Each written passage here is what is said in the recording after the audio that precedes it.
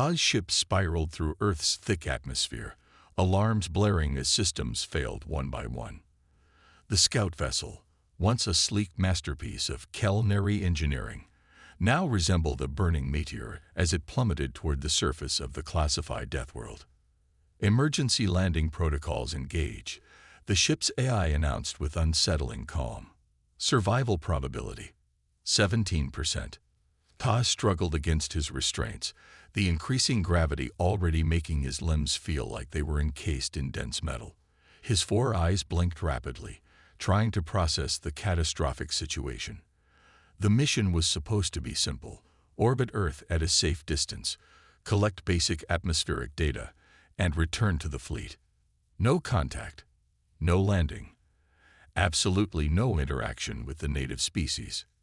Now, as the trees of the Pacific Northwest rushed up to meet him, those protocols seemed laughably irrelevant. The impact came with a deafening crash. Metal tore against ancient pine trees, carving a half-kilometer scar through the forest before the ship finally skidded to a halt. Inside, emergency foam had deployed, saving Ta from immediate death, but not from injury. Purple blood seeped from cuts on his upper left arm and across his chest. For several minutes, he remained still, performing a mental assessment of his body. 2 limbs possibly broken, internal damage uncertain, but his exoskeleton had held. He was alive, at least for now. The real danger was just beginning. Tai activated his emergency breathing apparatus with shaking hands. His species evolved in an atmosphere with much less oxygen. Earth's air would be like breathing fire without protection. The mask sealed with a hiss over his mouth slits, and he tasted the familiar, properly balanced air mixture. Breathable air reserves. 16 hours, his suit computer informed him. 16 hours on a Class 12 Deathworld. Ta wanted to laugh, but his species expressed humor through scent releases, and there was nothing funny about his situation anyway. With tremendous effort, he pulled himself from the wreckage. Each movement was torture under Earth's crushing gravity, nearly 1.3 times stronger than his homeworld. His joints creaked with the strain as he stumbled away from the crashed ship. The forest around him seemed impossibly vibrant, filled with more shades of green than his 4 eyes could properly process. Mission log update. Ta gasped into his wrist recorder.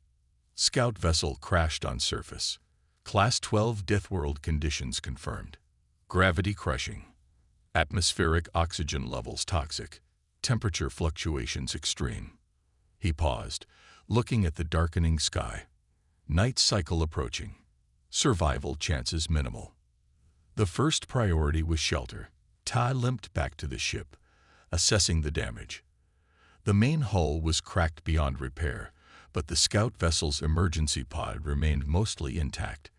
Using the last of the ship's power, he deployed the shelter extension, a bubble-like structure designed to provide temporary protection in hostile environments. As the transparent dome inflated, Ta dragged essential supplies inside. His emergency medical kit, communication equipment, and the precious atmospheric converter that might extend his breathable air supply if he could repair it. The effort left him exhausted, his purple skin turning a pale lavender from stress. Inside the dome, Ta collapsed. Earth's gravity pulled at his organs, compressed his breathing channels, and made every movement require conscious effort. How could anything survive here naturally? The scientific data on this planet had seemed theoretical until now. Experiencing it firsthand was altogether different. After a brief rest, Ta attempted to activate the emergency beacon.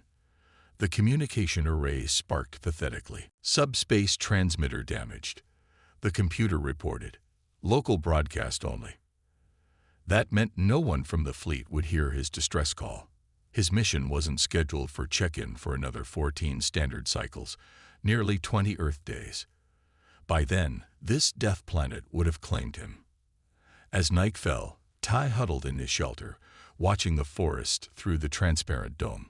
His training had prepared him for many things, but nothing could prepare a culinary for Earth's nighttime sounds: the hooting of owls, the rustle of nocturnal creatures, the whisper of wind through trees that seemed impossibly tall. Something small and furry darted past his shelter.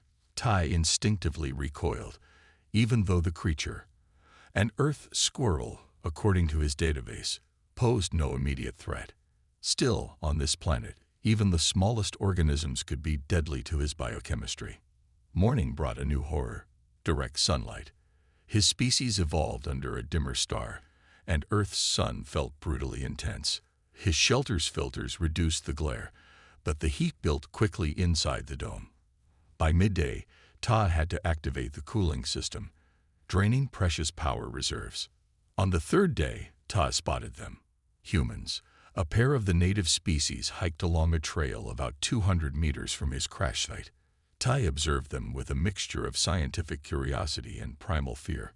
The humans moved with unsettling ease through the forest, their thin skin exposed to the toxic air, their fragile-looking bodies somehow supporting themselves in the crushing gravity.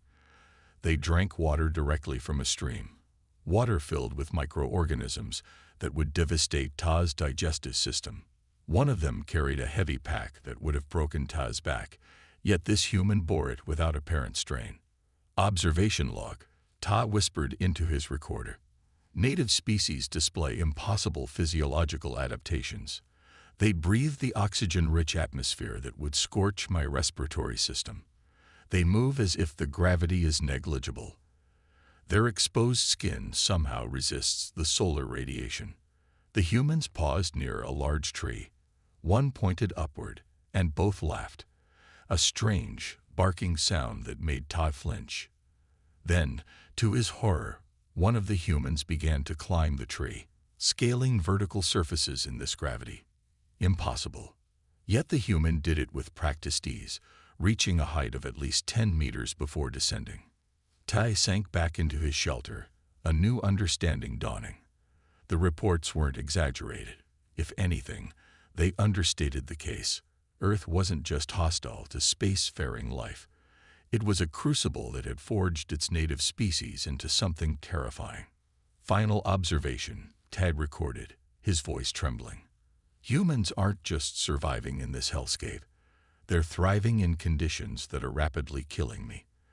They aren't primitive. They're the ultimate expression of biological adaptation to conditions that would destroy most intelligent life. No wonder this planet is classified as a death world. As his air supply dwindled and his strength faded, Tay continued to watch the humans with growing fascination. They were monsters born of a monster world, and his only hope for survival. Jisoo checked her handheld scanner once more, confirming the strange energy signature was coming from just beyond the ridge. 6 years as a park ranger in Olympic National Forest had taught her to take unusual readings seriously. Last summer, it had been lost hikers with emergency beacons. The summer before, illegal miners using equipment that interfered with wildlife tracking devices. But this reading was different. The energy pattern matched nothing in her database. Dispatch, this is Ranger Park. I'm investigating that anomaly in Sector 7, she reported into her radio. We'll check in every 30 minutes. Copy that. Ranger Park. Be careful out there. Jisoo adjusted her pack and continued uphill. The morning fog clung to the massive Douglas firs, creating an eerie stillness broken only by occasional birdsong. Her boots crunched on fallen pine needles as she followed the strengthening signal. When she crested the ridge, Jisoo froze.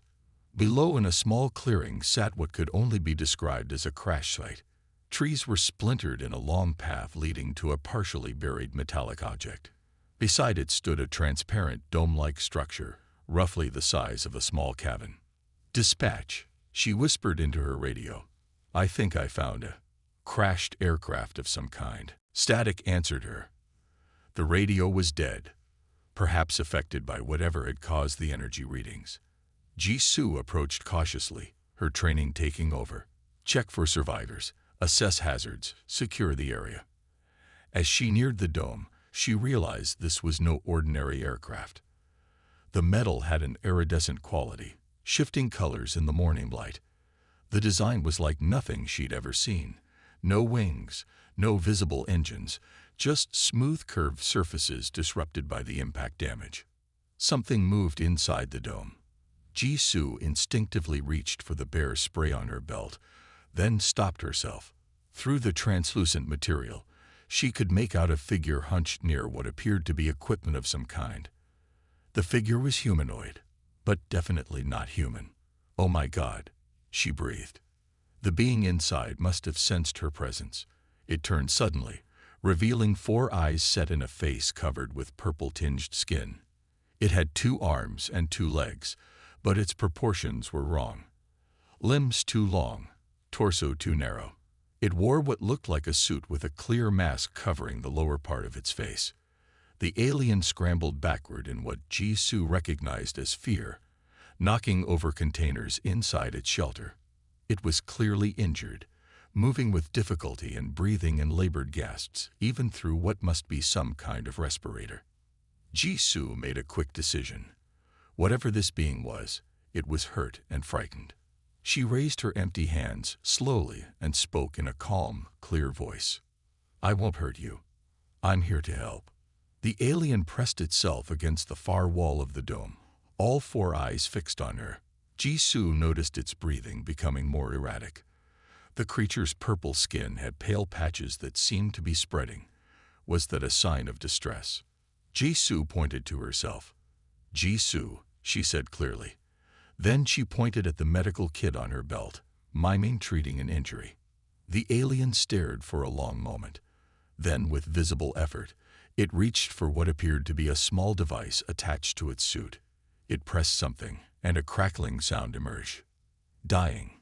Air. Gravity." The words came broken and distorted, but recognizable. Jisoo's eyes widened. It had a translator of some kind. "You're hurt," she said slowly. "Need medical help."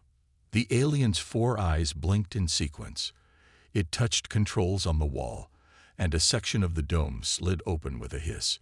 Jisoo hesitated only a moment before stepping inside. The air within felt strange, lighter somehow, with an odd metallic taste. The alien gestured to the mask on its face, then to a gauge that showed red indicators. "Your breathing system is failing," Jisoo guessed. The alien nodded, a surprisingly human gesture. It touched the translator again. 16 hours, now 3. Toxic air. Jisoo surveyed the dome. It was filled with unfamiliar technology, much of it damaged. "I'm Ranger Jisoo Park," she said carefully. "This is Earth. You're in a protected forest in the United States." "Ta," the alien responded, touching its chest. "No Earth. Deathworld. Class 12. Jisoo frowned. "Deathworld." Ta gestured around weakly. "Gravity. Crushing. Oxygen. Burning. Pressure. Painful." Understanding dawned on Jisoo. Earth's environment was hostile to this being. What humans took for granted was slowly killing it. "How can I help you survive?" she asked. Todd pointed to a damaged device in the corner. "Convert air. Need parts." Jisoo approached the machine, studying it carefully. She had engineering training from her military days before becoming a ranger. The technology was advanced but followed recognizable principles. "I might be able to fix this," she said. "What do you need it to do?" Tai reached for what appeared to be a stylus and tablet, sketching quickly. The drawing showed chemical symbols, converting Earth's atmosphere to something breathable for the alien. As Jisoo worked, Todd watched her with obvious fascination. When she lifted a heavy component that had fallen, the alien's eyes widened. "Heavy," Ta said through the translator. "How? Possible?" Jisoo shrugged. "It's not that heavy. Maybe 10 pounds." She took a drink from her water bottle, and Ta flinched visibly. "Acid," the translator crackled. "Water. It's just water," Jisoo replied, confused. "For culinary. Acid," Ta explained haltingly. "Your species. Impossible strength. Drink acid. Breathe fire air." Jisoo began to understand the extent of their biological differences.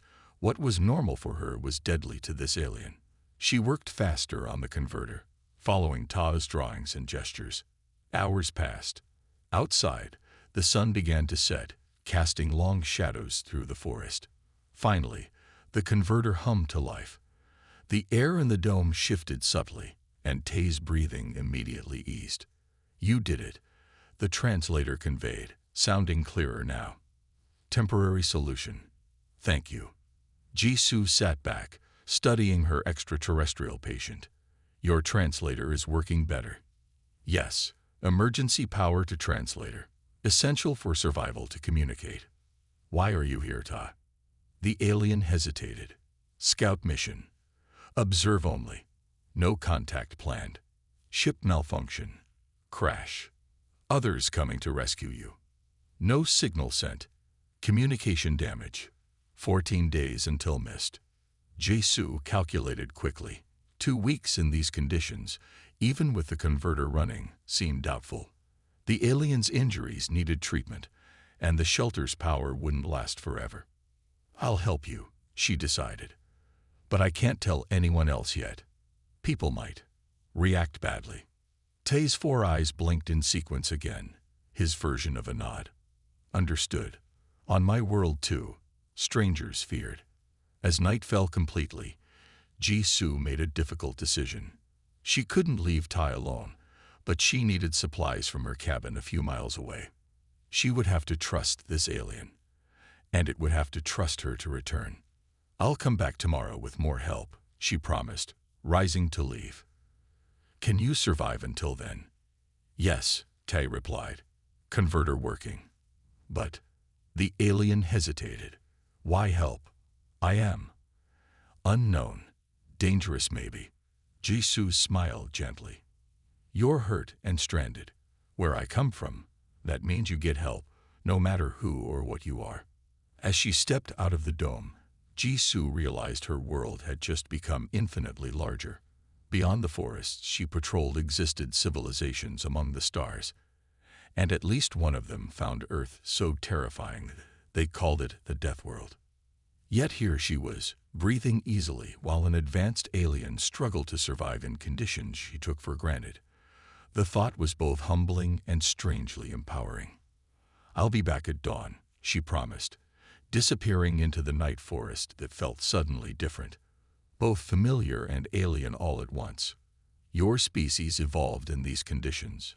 Tai asked, his 4 eyes blinking in sequence as he examined the rock Jisoo had handed him. "Yes, this is normal Earth gravity," Jisoo replied, watching as the alien struggled to hold the ordinary river stone. For her, it weighed nothing. For Tai, it was like lifting a small weight. 2 weeks had passed since their first meeting. Jisoo had converted her remote cabin into a safe haven for the stranded alien, modifying the spare room with the air converter salvaged from Ta's shelter. The windows were covered with special film that filtered the sunlight to levels tolerable for Ta's sensitive eyes. "On my world, we have stories about Deathworlders," Ta said, setting down the stone with effort. "Species that evolved in extreme conditions. They were considered myths, exaggerations to frighten children." He gestured at Jisoo. "But you are real."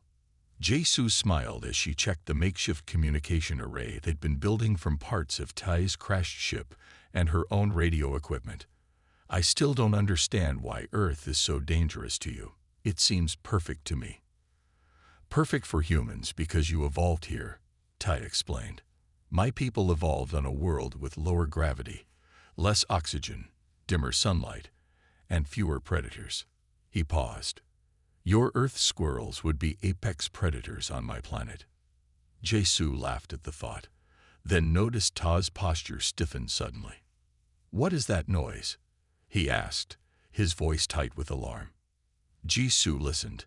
"Just thunder. A storm is coming." "Thunder." The alien's skin paled to a lighter purple. "Lightning and rain. It's normal weather here." Jisoo realized too late that what was commonplace for her might be terrifying to someone from another world. The first lightning flash came minutes later, illuminating the cabin in harsh white light.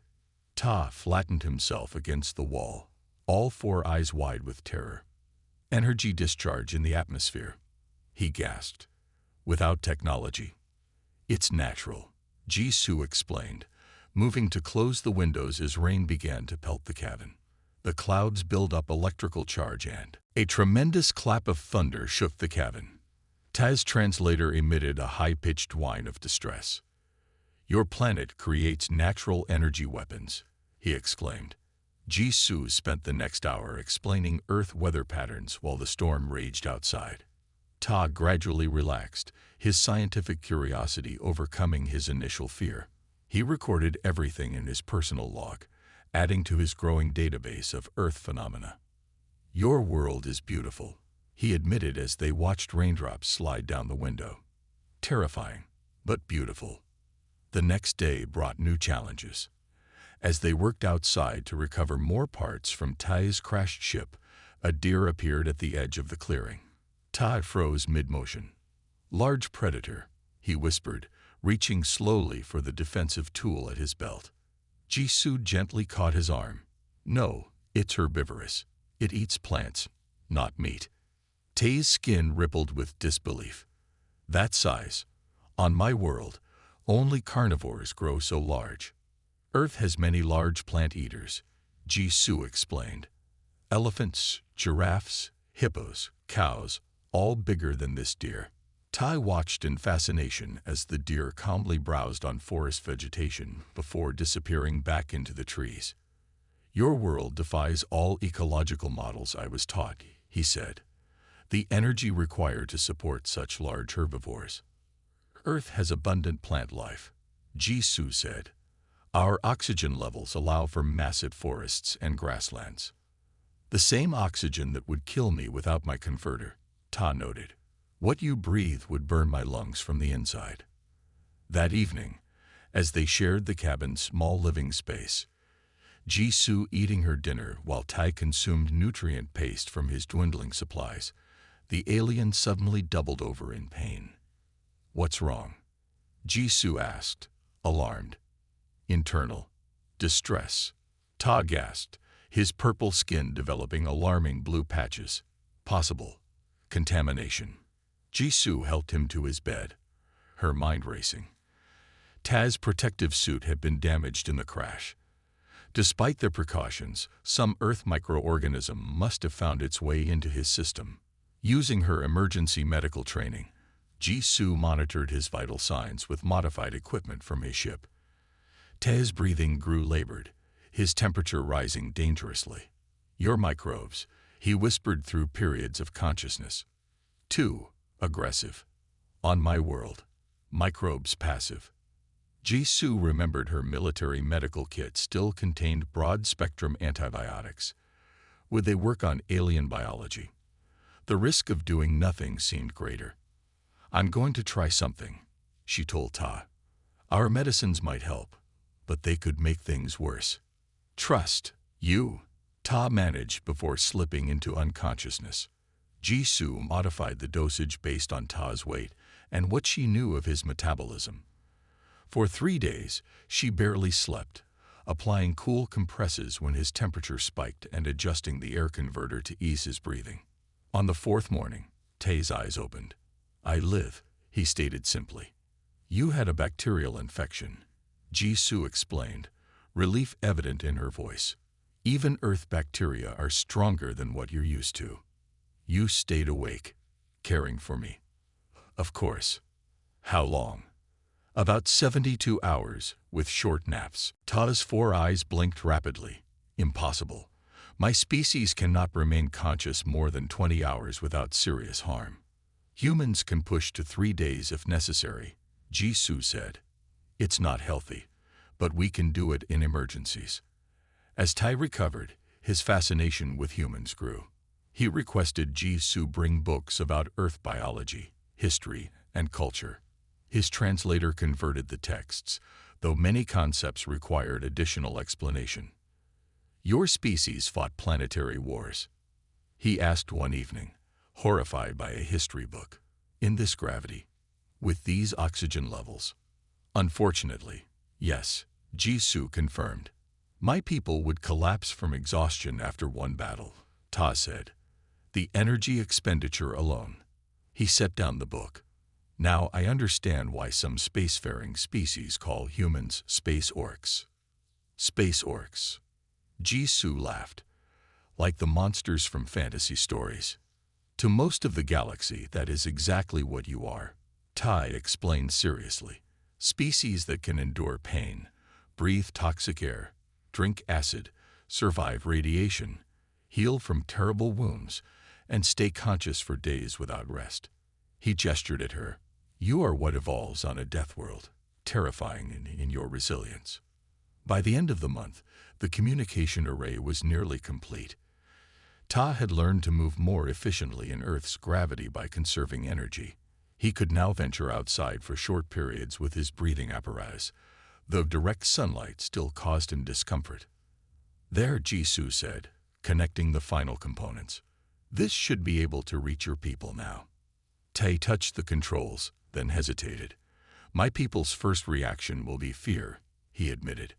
They may see Earth as a threat. Because we're space orcs? Jisoo asked with a half-smile. Because you are strong in ways we cannot comprehend, Ta corrected. What nearly killed me, you consider a perfect day for hiking. He looked out the window at the forest beyond. A world that had been his nightmare and was now becoming, improbably, a place he understood. Before I call my people, Ta said, there is more I need to learn about Earth. About humans. His 4 eyes focused intently on Jisoo. I was wrong about your world. I need to ensure my people understand that too, before they come. Jisoo nodded, suddenly aware that she might be Earth's first diplomat to the stars, and that her strange friendship with this alien could shape humanity's future among worlds that saw them as monsters born of a planet too harsh for civilized life. The morning began peacefully enough. Jisoo and Tai were checking the modified communication array outside the cabin when a faint sonic boom echoed across the sky. Tai froze, his 4 eyes scanning the clouds with sudden intensity. What is it? Jisoo asked, noticing how the alien's purple skin had paled dramatically. A ship, Ta whispered, his translator barely capturing the tremor in his voice. My people. Jisoo should have felt relieved. For weeks, they had worked to strengthen the distress signal, hoping to contact Ta's fleet for rescue. Yet the look of fear on Ta's face told a different story. I thought you wanted to be rescued, Jisoo said, her hand instinctively moving toward the hunting knife on her belt.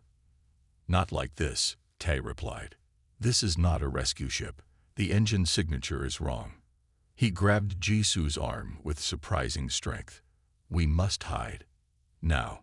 They retreated into the cabin, just as a dark shape appeared in the eastern sky.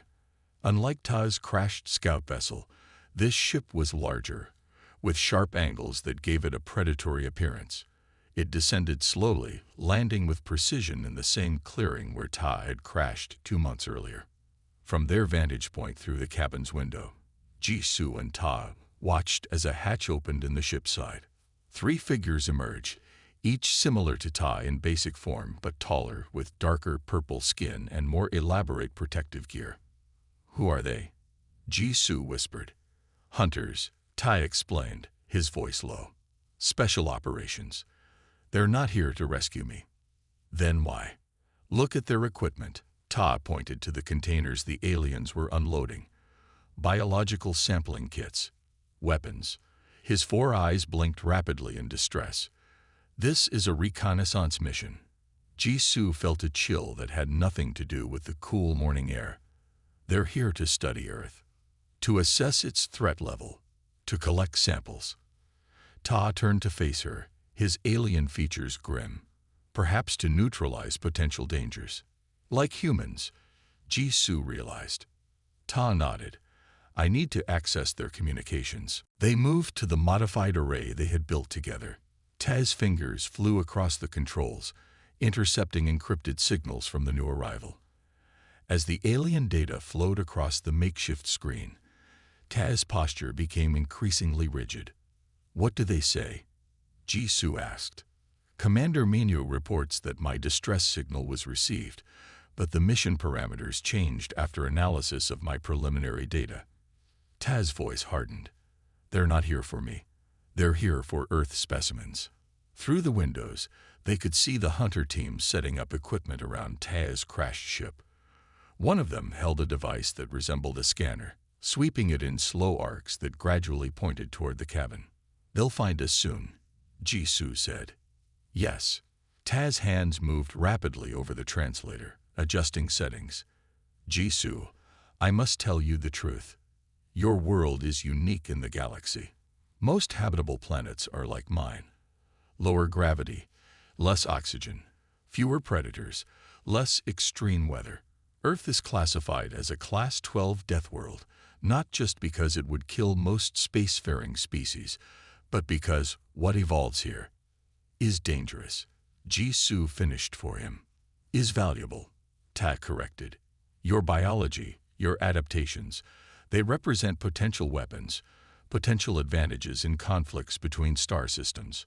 His 4 eyes fixed on hers. "That team isn't here to make friendly contact. They're here to collect and analyze." Outside, one of the hunters pointed toward the cabin. All 3 began to move in their direction. "What do we do?" Jisoo asked, military training kicking in as she assessed their limited options. "I must speak with them," Ta said. "You must hide." "No, this is my world. I'm staying with you." Ta seemed about to argue, then nodded. "Then stand beside me. Show strength, but no aggression." They stepped onto the cabin's porch as the 3 hunters approached. Up close, they were even more intimidating.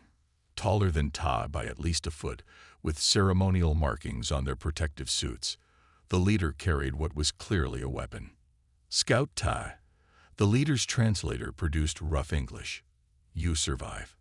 Unexpected." "Commander Menu," Ta replied, standing straighter despite the obvious strain of Earth's gravity. "I adapted with help." The commander's 4 eyes shifted to Jisoo, narrowing slightly. "This is native specimen. This is Jisoo Park, a human who saved my life," Ta corrected firmly.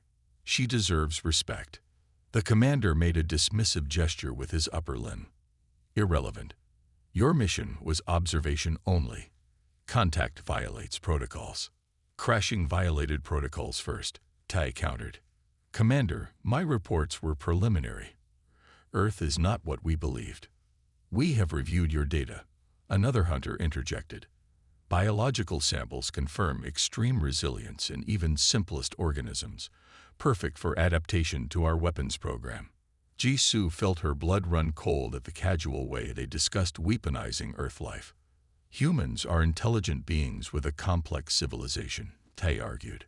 "This qualifies them for first contact protocols, not specimen collection." Commander Menu stepped closer, towering over Ta. "Your prolonged exposure to this death world has compromised your judgment. The High Council has authorized full biological survey and limited sampling of dominant species." "Limited sampling?" Jisoo asked, speaking for the first time. "You mean kidnapping humans?" The commander's translator crackled as he responded. "Temporary extraction for analysis. Standard procedure for Class 12 worlds too dangerous for conventional colonization. And after analysis." Ta pressed. A long silence followed. Finally, the commander spoke. "That depends on threat assessment. Extreme measures may be authorized if Deathworld species show expansion potential." "Sterilization," Ta translated for Jisoo, his voice barely audible. "They're considering sterilization." In that moment, Jisoo understood the full implications. These beings saw Earth as too valuable to ignore, but too dangerous to allow its native life to potentially reach the stars. Humans were simultaneously fascinating research subjects and an existential threat. "This world is under my protection," Ta said suddenly, moving to stand directly between Jisoo and the hunters. "I invoke ancient right of discovery." The 3 hunters reacted with obvious shock, their postures shifting. "You cannot." Commander Menu hissed. "You are merely a scout. I crashed here. I survived here. I learned this world's true nature," Tai countered. "By our oldest laws, that gives me right of first claim." Jisoo watched this alien confrontation unfold, understanding little but recognizing that Tai was taking an enormous risk on behalf of her planet. "Then you stand against your own kind," the commander said coldly. "For primitive Deathworlders." "No," Tai replied. "I stand for truth. Earth is not what we thought. And these humans," he glanced at Jisoo, "are not what we feared. Before any action is taken, the High Council must receive complete and accurate information." Commander Minu's hand tightened on his weapon. "You have 24 Earth hours to prepare for extraction and debriefing. The mission continues as planned." He turned to his team. "Set up perimeter monitoring. Begin collection protocols." As the hunters returned to their ship, Jisoo turned to Tai, her expression grim. "What just happened?" "I bought us time," Tai replied, his voice weary. "But not much. They will not leave without specimens. Plant. Animal." He met her eyes. "Human." "Then we need a plan," Jisoo said, her mind already racing. "You said Earth is a death world to your people. Maybe it's time we show them exactly why." Night fell over the forest as Jisoo and Tai prepared for what might be Earth's first interstellar confrontation. They had spent hours studying maps of the surrounding wilderness and assessing the hunters' equipment vulnerabilities. "Your people really can't swim?" Jisoo asked as she packed her emergency bag with supplies. "Water is rare on our world," Tai explained, adjusting his breathing apparatus. "What exists is shallow and still. The concept of immersing one's entire body in liquid is," he shuddered visibly, "nightmarish. And rain. Painful. Our skin absorbs moisture too efficiently. Earth rain feels like thousands of tiny needles." Jisoo nodded thoughtfully. "Then we use what your people fear most, Earth itself." Their plan was simple but dangerous. Jisoo would lead the hunters into the most challenging terrain the wilderness offered, using her knowledge of the land against their superior technology. Tai would sabotage their ship's communications, preventing them from calling for reinforcements. "Are you certain about this?" Tai asked, his 4 eyes blinking with concern. "If you're captured." "I won't be," Jisoo replied with confidence born from years of forest rescue operations. "Remember, this is my death world. I was born to survive it." Before dawn, Ta slipped away toward the hunter's ship while Jisoo deliberately triggered a perimeter alarm the aliens had set. As expected, 2 hunters emerged immediately, tracking devices in hand. "Human female detected," one reported into a communicator. "Pursuing." Jisoo led them on a carefully planned route, always staying just within visual range.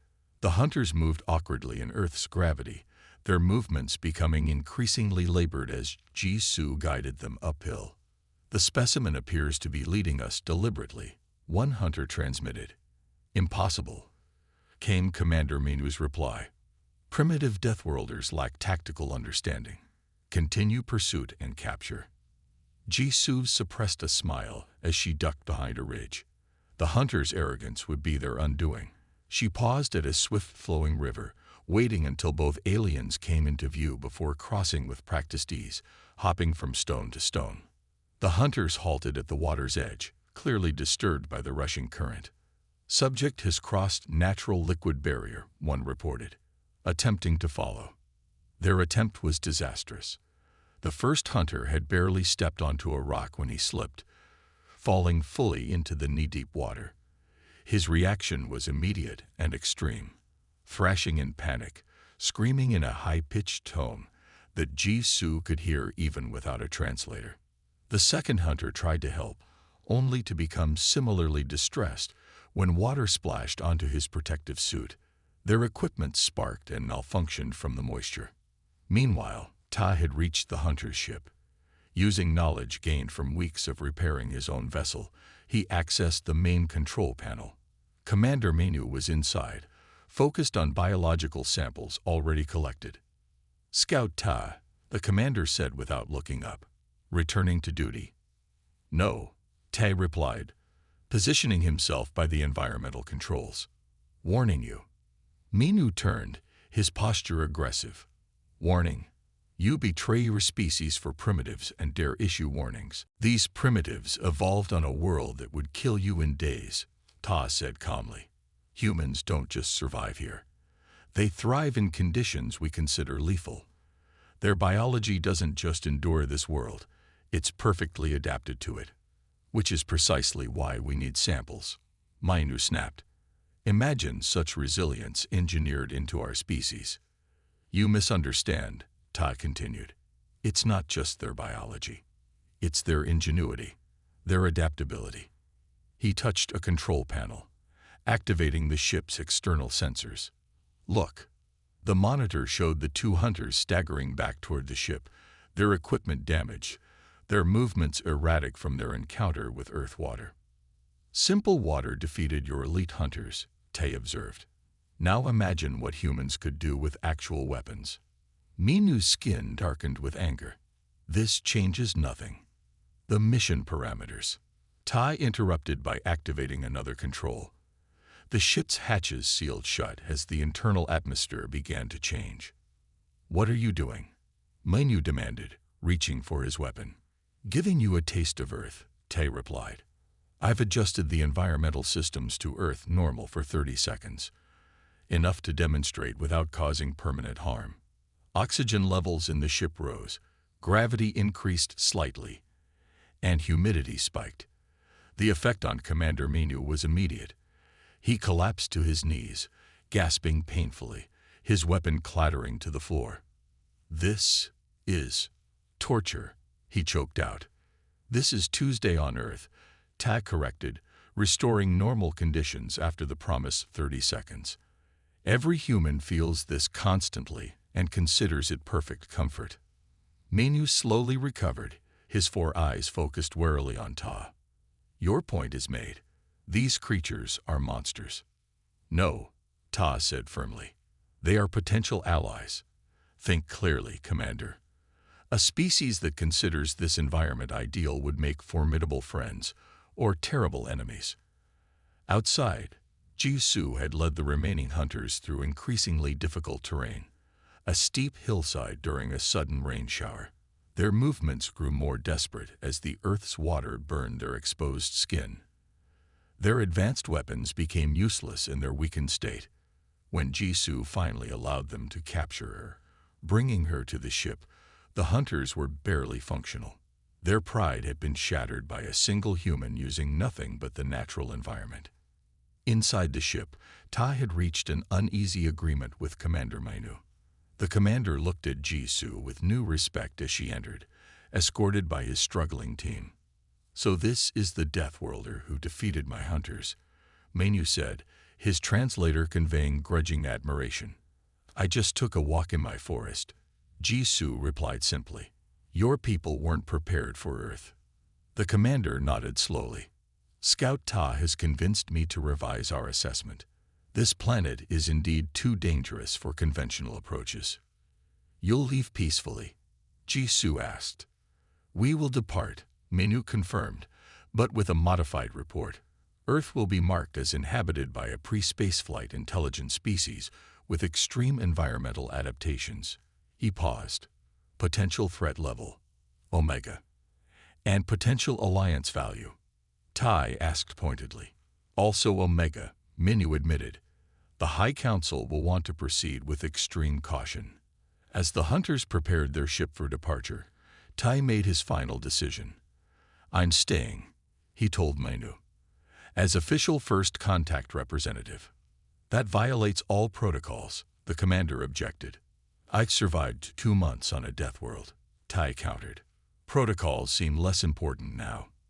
After the ship departed, Jisoo and Tai stood in the clearing watching the stars emerge in the evening sky. Will they come back? Jisoo asked. Eventually, Tai replied. But they'll be prepared next time. And so should Earth be. You could have left with them, Jisoo observed. Gone home. Tai's 4 eyes gazed upward at the night sky, then across the forest that had nearly killed him months ago. Home has changed, he said quietly. I belong here now. Between worlds. He extended a 3-fingered hand, and Jisoo took it carefully, mindful of his fragile bones and Earth's gravity. Humans will reach the stars soon, Ta said. They should know what awaits them. A galaxy that will view them as monsters from a nightmare world, yet fear and respect their strength. Space Orcs, Jisoo said with a smile.